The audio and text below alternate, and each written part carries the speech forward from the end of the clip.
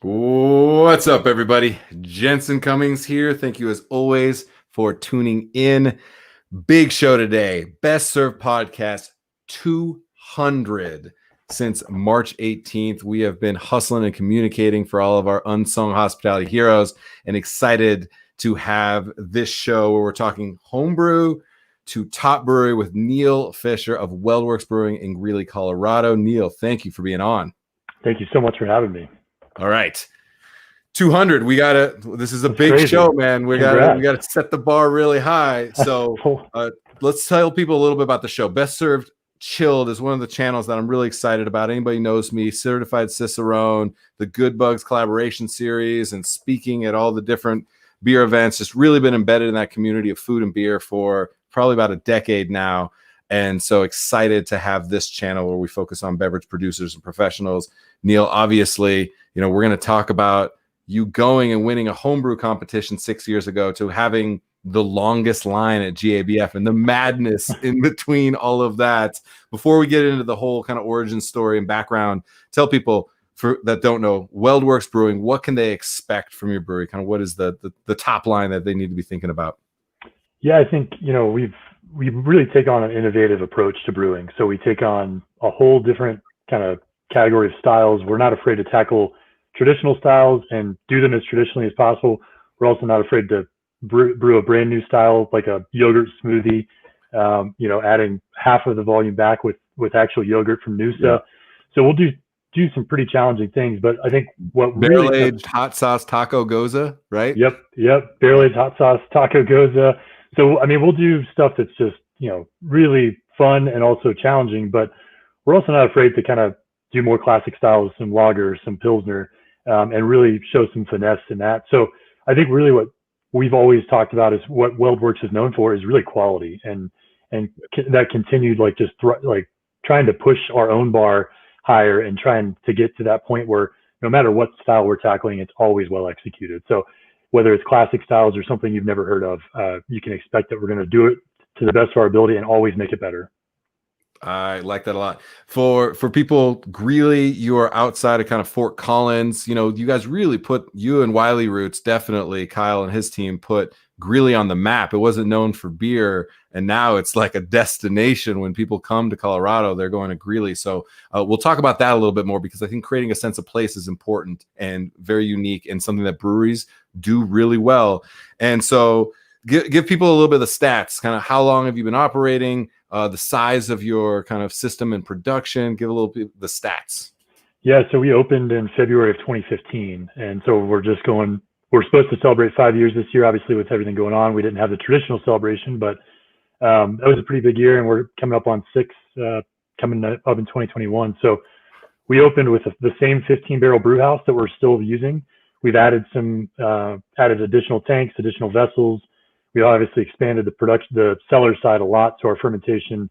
I think that first year we obviously opened a little bit later, but we didn't even hit 500 barrels. We were in the 400 range, and this year we're probably around 10,000, which is just crazy. So that is steep growth trajectory. That is holding on for dear life, which we're going to talk about a little bit. I want to take people back. Is there a first beer that kind of set you on this path? I think about for myself. I remember in 2000. When don't drink underage, but I was going to out of state, across state lines, to buy cases and cases of Fat Tire to bring back to drink, and then also to sell. Don't do that either, as well. So for me, that was that, and I think that's like an iconic story. I think all of us coming up, this is when you couldn't get Fat Tire in all 50 states, which people are like, what are you talking about? You can get it everywhere. This was pre all of that. So I'm dating myself a little bit. Take us back. What was the first beer, like the first entry into craft beer for you? I grew up in North Carolina, went to school there. And so, yeah, it was a very different scene, obviously well before New Belgium showed up there. And really before Pop the Cap was kind of their legislative effort to raise the ABV. I think it was like 5 or 6% was the max that could be sold or brewed in North Carolina. So that really hindered a lot of growth for craft beer. So that was before, I left just after all that changed. So it was a totally different scene. When I moved to Colorado, obviously the Colorado culture of home brewing and craft beer was so different. So in college, it was mostly, normal beer pong beer, whatever it was, Busch Light, that's cheaper than the water at the gas station. 30s, whatever the cheapest beer was. Yeah, so nothing that you're enjoying. But honestly, it was even stuff like Blue Moon, just starting to get into something that was different than that. And then I think my aha moment really came when I was out here. I started to get more into some of what was available in North Carolina, and also obviously moving out here in 2008, there was a whole scene to discover. But honestly, at Big Beers, I think it was 2010 maybe, one of the earlier years that I had gone, did a seminar with Sam Calzone on music and beer pairings. Wow. And that was my aha moment for what creativity and expression could be, and how you can kind of mold all of these different expressions of, artistic expressions. And for Sam, his canvas was beer. I've never considered myself a creative. I kind of look at the world a little bit more systematically in some regards, and sometimes problem solving. That's really, I think, what really drives me. And so some of that is creative, but really, I'm not an artistic person. I'm not, drawing makes me just very nervous if I have to draw something with my daughter. She's so much more creative and expressive. So, but beer, that was my aha moment. And it was in that seminar drinking, I think, Bitches Brew for the first time. Yeah. We couldn't get it in Colorado, hearing about Miles Davis and how much of that influence was brought into the beer. I mean, it was a moment that I'll never forget, as far as just understanding how you could be inspired by something totally different and create something in this totally different realm. Oh, I love that. And Big Beers is my personal favorite beer fest anywhere in the country at any time of the year. Sophie, Absolutely. Make sure and drop a link. Find Big Beers, Belgians and Barley Wines, I think, is the official title of that. And Laura and her team have done an amazing job of bringing together best brewers from across the country, but also having the educational piece of it. And so yourself speak at those every year, give presentations every year. And it's just really fun and dynamic. It also brings out kind of the best of us, where we're challenging ourselves to think about things.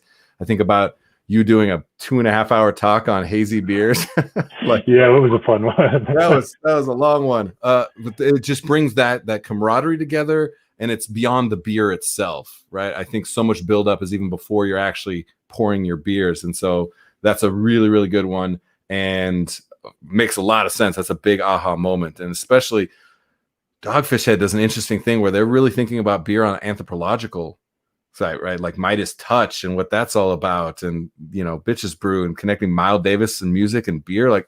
So that's an amazing aha moment. Me, I was bootlegging. You were doing it the right way. So I really appreciate that. So then you get into home brewing, right? And then let's take people kind of, what has you decide that you're going to enter competitions? What was it that you said, okay, maybe I have a little bit of a knack for this? Yeah, I mean, I think we had we call it the Greeley Brewing Company now, but it was a group of guys that were just informally brewing in the garage. It was not a homebrew club officially. It was just 10 to 15 of us that would hang out in my garage, brew on a Saturday, watch college football, whatever was going on. Just hang out, drop in, help brew, help drink, take some beer home, whatever. And so that group was really where I think, you start to kind of cut your teeth, you have some feedback, but they're all your friends drinking for free. And so they're going to tell you that the beer is amazing. And does it have alcohol in it? Good. I love it. Yeah. Yeah. And I don't have, and I don't have to pay, maybe help with some ingredients here and there. And that's about it. Yeah. It's awesome. You should open a brewery. So, you get that kind of anytime you do anything with friends, it's always that we should do this. We should. Right. And so there's some discussions like that. We should try and I knew it takes so much more. One, the beer has to be really great, but it's more than just that. There's so many other pieces to the puzzle, what Colin brought with the business side and the connections of actually getting something off the ground. So that group, I kind of told them informally, okay, I'll take this more seriously if we ever can enter a regional competition, not just a local homebrew competitions. Right. And so if we could win something at a much more prestigious competition like Big Beers or National Homebrew, one of those, then I'll consider it. And out of that group, Colin Jones, my partner and our co-founder, CEO, he was the one that kept me honest, and we won those medals in 2014. So we entered the Big Beers. That was the first time we had entered really a major competition in January of 2014. And, I'd been to the fest a few times, but never entered the competition. Just, it was kind of one of those things I'm not good enough to enter. It's right. I just like brewing in the garage and watch football. There's, it's not something I really have aspirations to do professionally. And that kind of shifted, and that competition was really the light bulb, and it turned everything on. And it was from that moment, I think it was February, March, when Colin and I started talking about, could this actually have legs? Could this be something? And then we opened, 11 months later. Wow. So. I love this story. I want to touch on Colin, and Sophie, keep Colin up on there because Colin deserves a lot of credit. He's got the best hair in the industry. Absolutely. And he's got a great mind for the industry. What was the beer that you entered and won that Big Beers competition? So at Big Beers, it was actually mixed culture. There was two different fruited versions of the same kind of base. It was kind of a Flanders red, a little bit of a riff on an American take on a Flanders red. It was aged in a barrel we'd used for an imperial stout. That was kind of my passion initially, was barrels. Before even going commercial, I think my wife, we had pictures, but she was very forgiving, allowed me to dedicate a room in the basement, was the barrel room. And we had four full-size, 53-gallon bourbon barrels. Oh, wow. A couple 10-gallon, a couple 15-gallon, a couple 5-gallon. So we had all sorts of projects in this kind of, barrel room in our basement in our house. So one of the beers that we had done a stout with, we were like, hey, we should just try using the oak for something else. And we did a mixed culture, got bugs from all different places. And so one was, I think, a pluot version, and one was a apricot or nectarine version. And so those two in different categories won. We had gotten some other barrels that we had kind of done these all cross-culture experiments with. And we also won at National Homebrew Competition. We advanced with an imperial stout aged in bourbon barrels, which would go on to become Medianoche now. So, which is iconic beer for you guys. Wow. So you didn't win with an IPA. You didn't go the normal homebrew route. You didn't do a clone of 90 shilling. You went straight to mixed culture, 53-gallon full barrels. I love that. This makes a lot of sense to me. You're an overachiever. This makes tons of sense. I really love also, you had the aha moment at Big Beers.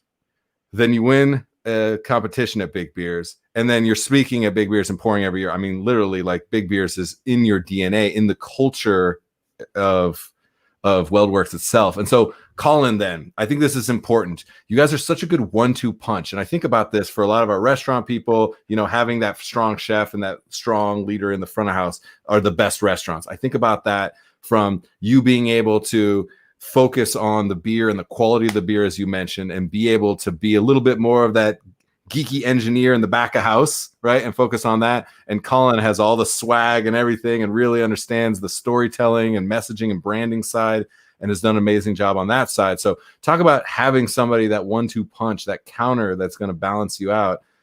How important that is for you as a brewer.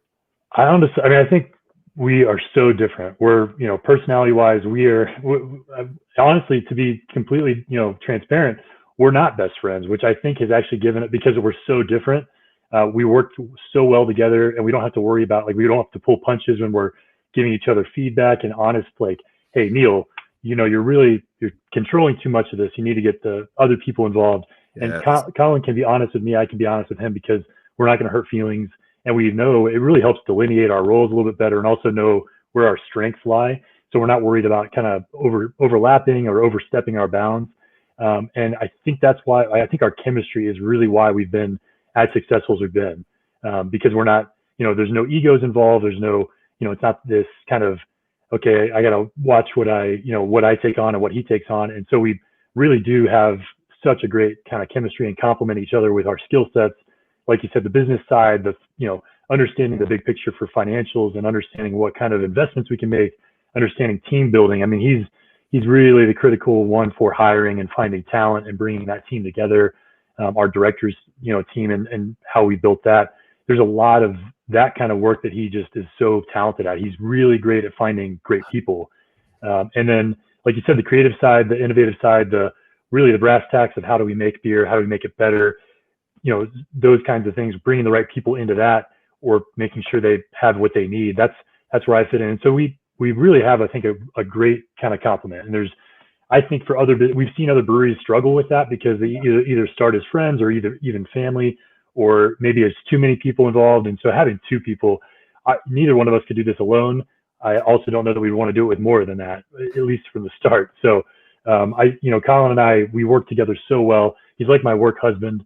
And I think it does work that we don't spend a ton of time outside of work together. We're not, I think it really helps us balance the kind of work-life, balance between what happens at the brewery and what happens, private lives and families. And we're not pulled in different directions all the time. So that's been a huge advantage for us.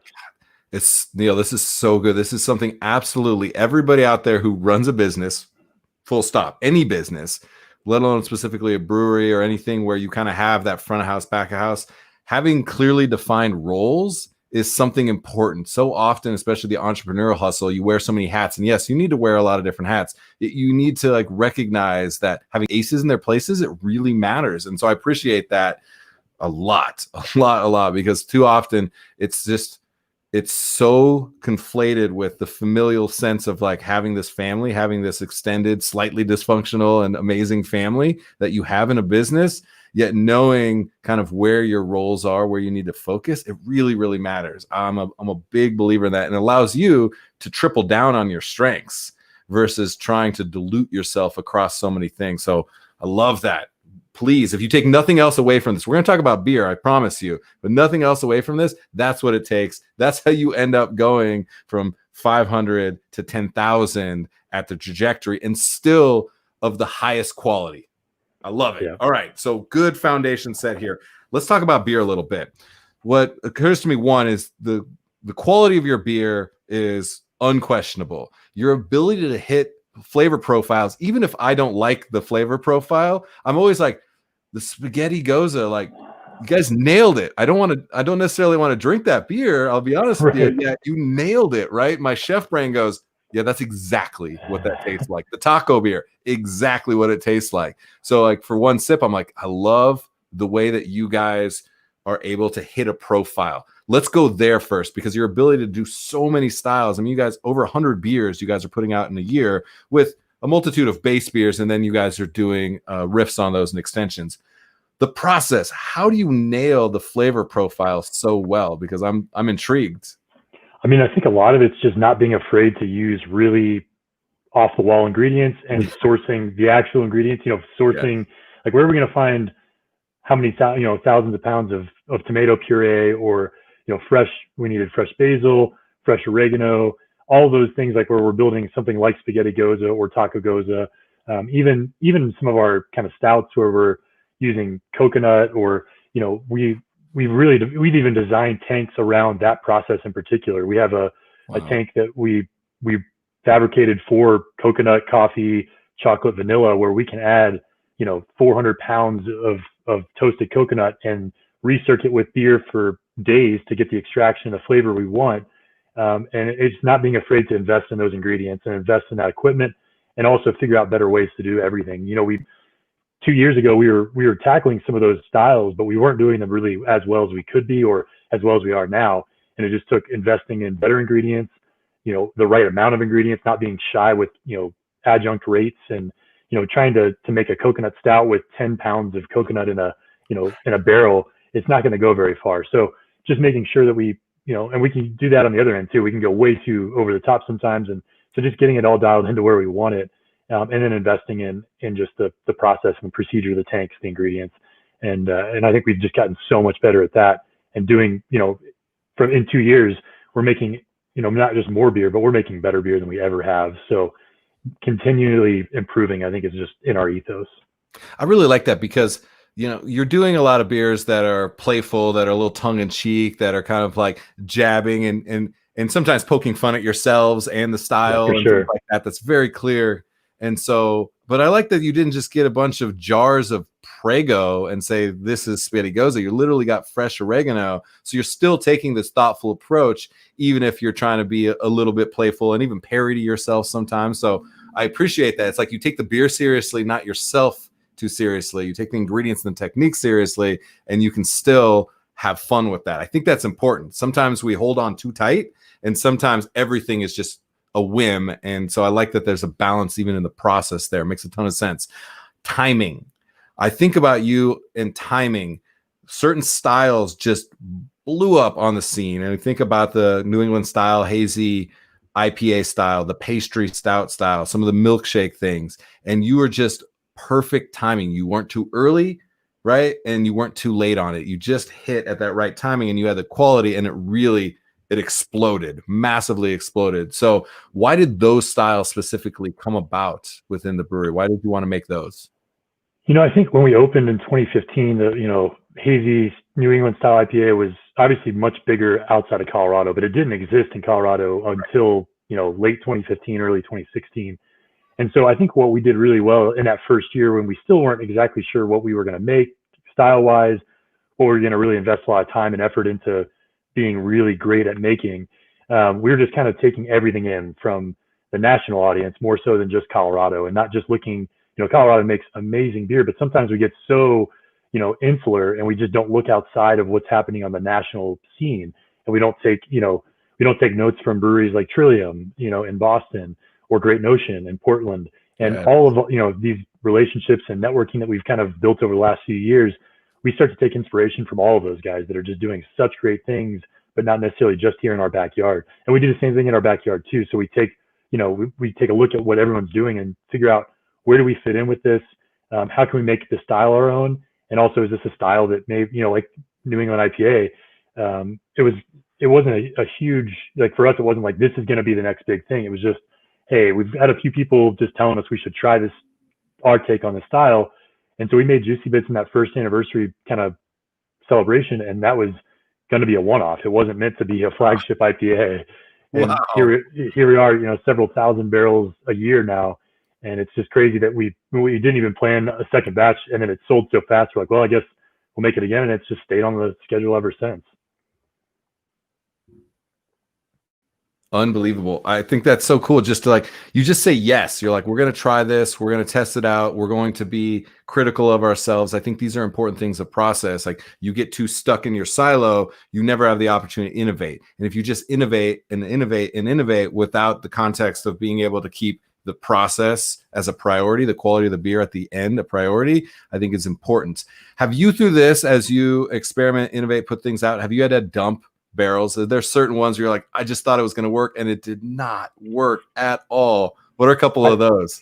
I think that's another big reason for our success, is that even in that first year, we made a point, we budgeted for dumping beer, because when you operate with such thin margins and you have just basically no cash or assets enough to dump a batch, so you can't afford to buy the next round of ingredients, you're forced to put beer out that you're not proud of or that compromises your reputation. So in that first year, we dumped a lot of beer.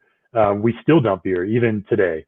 I think we wear it as a badge of honor, and it's hard to get some people around that idea. Our team is so motivated by just successful execution, and it's like baseball. You're not going to have a perfect at bat. I mean, the best hitters are not batting, over 300, 400 all the time. It's impossible. And so you're going to have some misses. And in our perspective, especially Colin, and we're so aligned on this, sometimes it's hard to get everyone else to say, hey, we're okay dumping the beer. So you guys don't have to worry about the financial impacts of that. So that should give the production and everybody, sales, everyone the freedom to say, hey, this doesn't meet our standard, we're going to dump it. So everyone has a green light to make that call at any point. So we do that now, and we do it much less frequently than we did. But, beers that are a bit ambitious, one that we've still got cans laying around, so we packaged it in cans and never released it, was a Cherry Milkshake IPA. And it was the combination of cherry and hops just did not work. It was so bitter and too sweet cherry, and it tastes like Robitussin. And so we kept waiting for it to turn a corner. We packaged it and we're like, oh, let's just sit on it. And, a week goes by, 2 weeks go by. And honestly, from that one, we learned a lesson. When we tasted it in the tank, we knew it wasn't good. We just kept trying to instead of trying to just cut our losses, move on, we kept waiting for it, and we invested more money that we ended up, the time and labor and materials and packaging it. Now a batch that could have gone, could have been replaced 2 weeks ago. So we've taken that lesson to heart. That was maybe last year and a half ago. And now every time we look at it, it's like, this is going to be the next Cherry Milkshake. Let's just cut our losses, move on, dump it down the drain. So we don't shy away from that, because our reputation, we've worked too hard for it. People know that we put out quality beer, and as soon as we put out something that we know is not good, the consumers are way too smart and way too savvy to take that and just assume that we missed the mark or something. They know that we hold ourselves to a higher standard. So it's the only thing you cannot afford is to put out a bad product into the market, because the downstream effect of that is exponential. So I really appreciate that. It's just, you can't recover from that. If you lose $3,000, it's going to hurt a lot, especially if you're on cash flow tight margins like breweries are. Yet, if you put that out there and you make those $3,000, you're going to lose 20,000, 50,000 down the road, and you can't see it. It doesn't show up on a line item on the budget. And so it's really hard for operators to think that way. So I really appreciate that you're thinking both short-term, mid-term, and long-term, because your brand, it's the only thing you have. It's your reputation. If your reputation is no good, you have no equity in the market. I think it's so smart and important, which is, again, why you guys are on this trajectory. GABF, right? You have a line so long that it takes up an entire aisle of GABF. It is absolutely insane. You have had to start a second line for professionals, which we appreciate. Thank you for that. And that line is as long as most people's line, just the pure professional. Just, touch on just the madness of what that's like for you guys to go into a space like that and feel that level of appreciation, but also how the hell do you manage that? Honestly, it happens so organically over, the first 2 years, we didn't win a medal until that first year. And that was, it was for our Hefeweizen. So people aren't lining up for Hef, but so there's definitely some buzz, a little bit of like, hey, it's new brewery, 7 months in, they won a medal. The second year we showed up with stuff like Juicy Bits and Medianoche. And that really, that second year 2016 is really where we turned that corner and people started to take notice of some of these new styles. And so ever since then, it was just this organic, and we were really smart about it too. We would bring, exclusive beers to GABF, a variant for Medianoche that's only available at the fest. We do our big Medianoche release annually then. So people are coming up to the brewery during the week to get those bottles. We do those kinds of things that really make it a huge event for us. So we invest a lot of time. In the last, 2 years, we did a sponsored booth so we could have a little bit more space. We could engage, because our favorite part of GABF is engaging with people and just talking about the beer, whether it's the consumer, whether it's other brewers or volunteers. We just love talking about the brand, but that is not very conducive to pouring for 2,000 people in a session or more in minutes. Trying to get through that line in 10 minutes is our goal. And when you have 500 people in line or more, we're always behind the clock. So we never want people to have to wait very long. So even if it is the longest line, we would love for it to be the most efficient. So giving us more space to be able to move some of the brewers off to the side, and then we can have more staff that could, hey, let's chat about these beers. We can kind of talk you through it. And same with consumers. If someone wants to chat about it, we have somebody else that can, okay, step aside, line's gonna keep moving, but this guy will chat with you. And so we could bring 20 people to GABF and have 10 or 12 per session or more just there to trade off and take over. And so it's in the last 2 years, we've gotten really good at just what GABF is for us. We just love, it's the best beer festival in the world. We love big beers for a lot of different reasons, but as far as just like the atmosphere, the size, that's crazy. And it's in our backyard. So as far as investment goes, and it's squandering that opportunity is just a waste. It's such a unique opportunity to get in front of an audience like that an hour from home and not have to deal with the travel, and we can get beers down there fresher and all that. We have so many advantages, and we just take advantage of all of them. We put it all to our use to make that kind of our marquee event of the year, along with some other fests we do in our own fest. But that's probably the thing we're most sad about this fall, is missing that opportunity. And we're doing the passport and plug for the Brewers Association. We figured out a way to navigate that so that we're doing our peanut butter cup Medianoche release exclusively for GABF passport holders. So there's some ways we can still bring in that same ethos of this is exclusive for this event. But it's going to be different, and it's going to be hard for people to figure out, how do you still engage? That's the biggest problem for us, is that's our favorite engagement event. Yeah. At least there's something that breweries have that are on the packaging side and have the distribution infrastructure that you can still get the products to the people. You are missing that human contact, that interaction, that face-to-face, that so is the fuel of what the craft brewery can do, that somebody can talk to you about the beer. There's a level of connection that's really hard to reproduce on the shelf, even on the label, even when they have the beer. So I think that's super important. So I appreciate how thoughtful that is, and that's tough. So I want to take a last little minute here. And you now are a mentor within the industry. You're somebody that is out there at the forefront of kind of innovation, speaking on what's happening on behalf of brewers, on behalf of styles, on behalf of breweries, operations, things like that.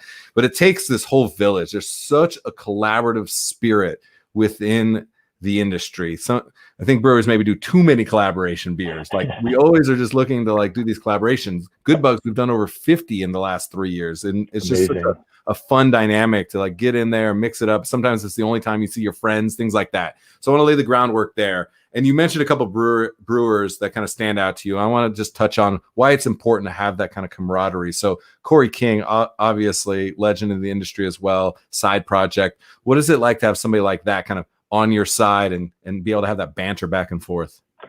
I think on the barrel side, that's where both of us, we really love, I think, just understanding more about oak and wood aging. Obviously, everything they do is great, but that's really where we connected more in the last few years at festivals and then doing collaborations and just, trying to honestly sharpen each other.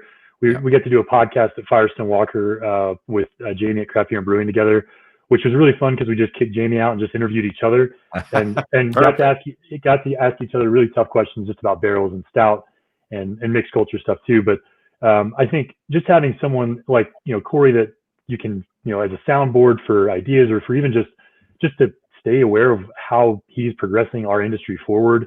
He's kind of, we have so many pioneers that have come before both him and myself. But I feel like especially right now in 2020, Side Project and Shared and what they're producing is really at the top of the quality right now as far as any style they take on. And so it's hard to find, people that are as invested in quality and improvement. And that's what Corey is. He's pushing everybody forward. He's making all of us work harder to keep up, which is what I love. I love to stay sharp that way, and surround people with, brewers that are pushing you to be better.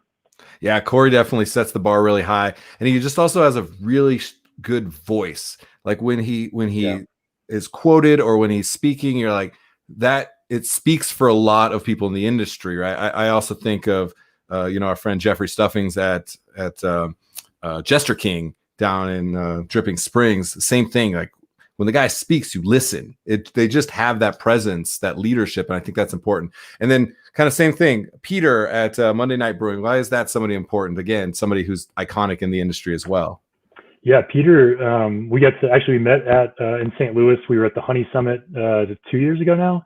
So we were there. We were hanging out with Corey and Blake from Creature Comforts. We had a really fun time, just kind of between the summit. Crew. Well, we got to offline hear some of the stories of that stuff. we did get in trouble, I think, because we spent too much time on the first night before we even checked in, and we got texts from the organizers, and they were awesome. They were amazing, but we started off on the wrong foot. But we were very well behaved after that. But honestly, Peter and I just kind of stayed in touch, and between GABF and CBC and all the other events. But he is one of the most knowledgeable and most technically proficient either brewers or brewing chemists, he knows so much more about even, hops is a perfect example. I pride myself on just understanding IPA better now than I did 5 years ago, 6 years ago. I'm always trying to find new resources. So we got to do a collab just a couple weeks ago, about a month or two ago with them. At Monday night, we did 2 takes on hazy IPA, New England IPA. We did a big kind of double, almost trip range, and then a kind of smaller double. And those beers were great, but we got them and talking through the process and designing those beers together, it was clear that okay, WeldWerks is known for IPAs. I was gleaning as much, if not more, from Peter about just enzymatic processes that we hadn't trialed yet, or some other things that we could start to really push the envelope on what you can pull out of hoppy beer right now. And there's so much new research going into that. And I feel like Peter in particular is just really good about staying connected to what's the best technique and what's the best kind of process right now to pull flavor and aroma and character out of hops in 2020. It's different than it was even 3 years ago. So having someone like that you can kind of banter back and forth, and just like same with Corey, just having someone that makes you sharper. Those are the kind of peers that I'm super thankful for to make me better at everything we do. So important. You're at the top of the game, yet you're still looking to banter and siphon some of those superpowers. I think is so important. So I really, really appreciate that, because it's easy to again be like, oh, we got this. Like we don't need to continue to look outside because we're at that level. Absolutely not. If you stop growing and developing, you start dying. absolutely, as an individual creator or as a brand. So, all right, I want to take very, very quickly. You have an amazing staff. You're up over 40 people now at the brewery. That's unbelievable. Talk about how important those people are to just to be there to like make it happen day in and out, because you can't do it yourself. You and Colin can't do it. It takes a team. Absolutely. Yeah, I mean, I think that's another. I mean, Colin and I are both in the same kind of, I don't know, same ethos where we have to have more talented, more capable people than both of us. So everybody that works at WeldWerks is, our brewers, our brewing team is way better at brewing than I am. Our sales guys are better at sales than Colin. Everybody we hire, whether it's the directors, whether it's our leads, whether it's, we just finished a round of hires and interviews. We're bringing on new people in the tap room, new packaging, new brewing. We're adding, I think we're at between 31, 32 before kind of everything started. We're going to be at 40 employees by the end of this month, probably. And that's really just a testament to finding the most talented people we possibly can and making sure they have all the resources they need. So, there's not and we don't have dead weight. We don't have entry level, like this is where you start. Everybody is so critical to what we do, whether it's in the tap room, whether it's on sales, driving, deliveries, production, packaging, quality. Everybody, our directors team, everyone is so, such a big kind of system of moving parts.